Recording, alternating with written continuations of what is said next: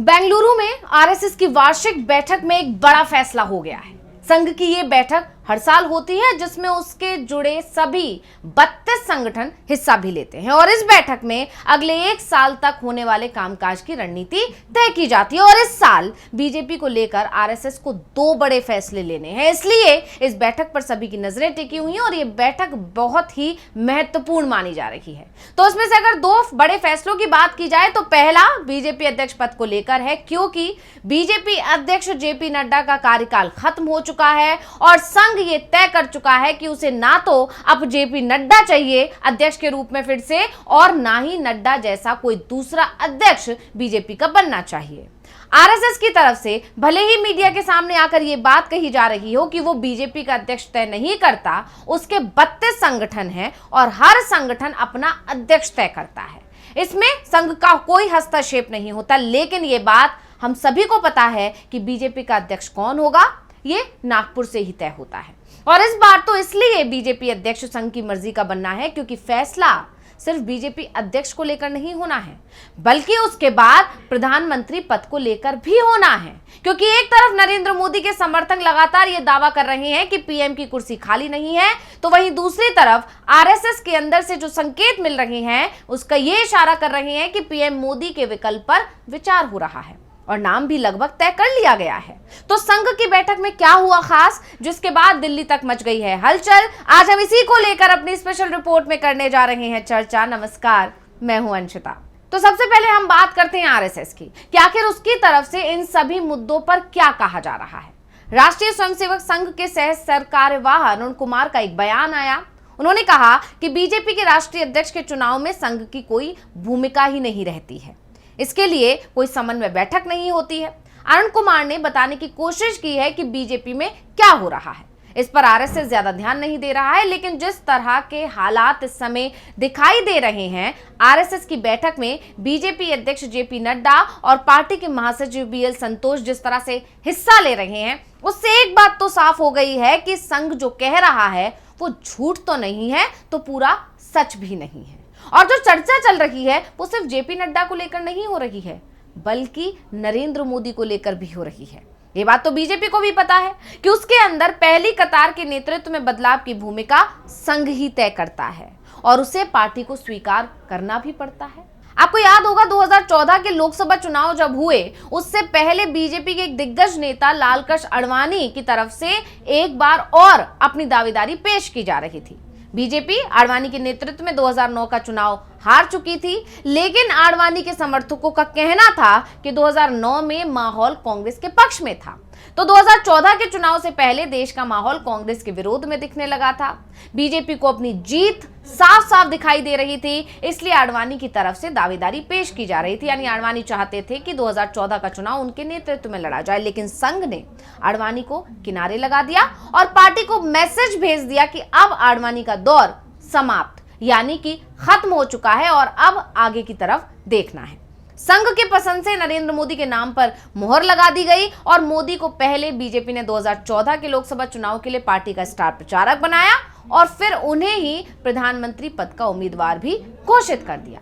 जबकि उस समय बीजेपी के अंदर मुरली मनोहर जोशी, सुषमा स्वराज, नितिन गडकरी, शिवराज सिंह चौहान, वसुंधरा राजे सिंधिया जैसे कद्दावर नेता नरेंद्र मोदी के नाम का खुलकर विरोध कर रहे थे। लेकिन आरएसएस के आगे किसी की नहीं चली।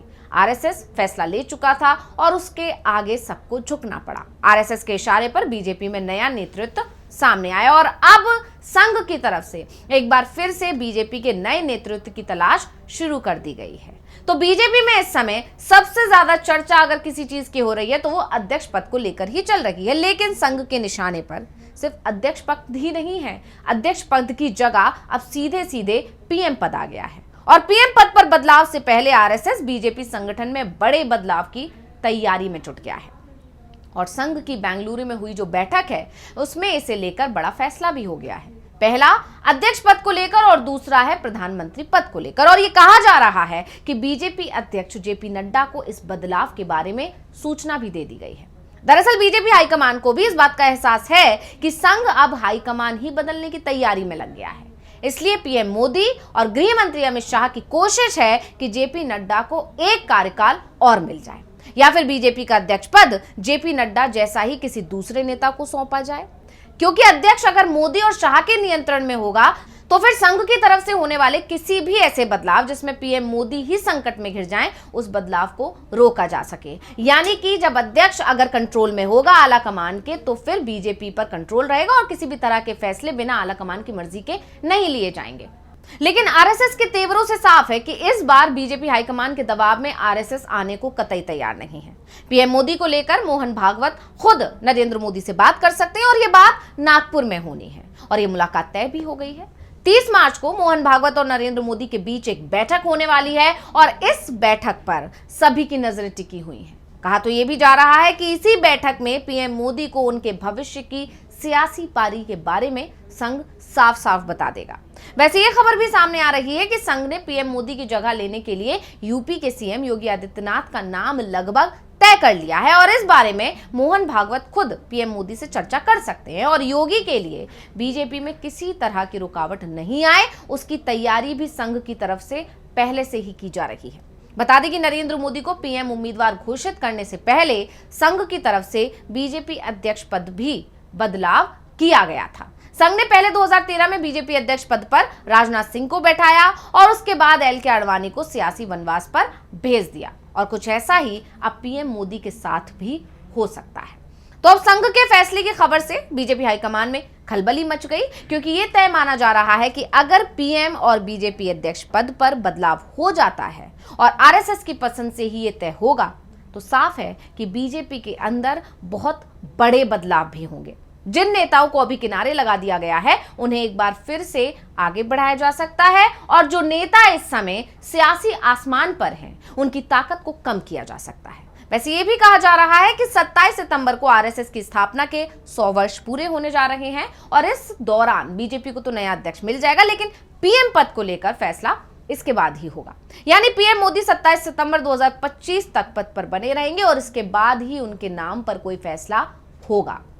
फिलहाल चर्चाओं ने जोर पकड़ लिया है और इसी चर्चा ने बीजेपी खेमे में खलबली भी मचा दी और अब सबकी जो निगाहें हैं वो 30 मार्च पर टिकी हुई हैं, जब पीएम मोदी संघ प्रमुख से मिलने जा रहे हैं, मुख्यालय जा रहे हैं। देखना होगा कि उस दिन क्या बड़ी खबर सामने आती है। तो रिपोर्ट आपको कैसी लगी, हमें कमेंट करके अपनी राय जरूर दीजिएगा। इसी के साथ मुझे दीजिए इजाजत। देखते रहिए डीवी लाइव। नमस्कार। हमारे चैनल से जुड़े रहने के लिए यूट्यूब पर टाइप करें डीवी लाइव, सब्सक्राइब बटन को क्लिक करें और बेल आइकन को दबाना न भूलें ताकि खबरें आप तक पहुंचती रहें।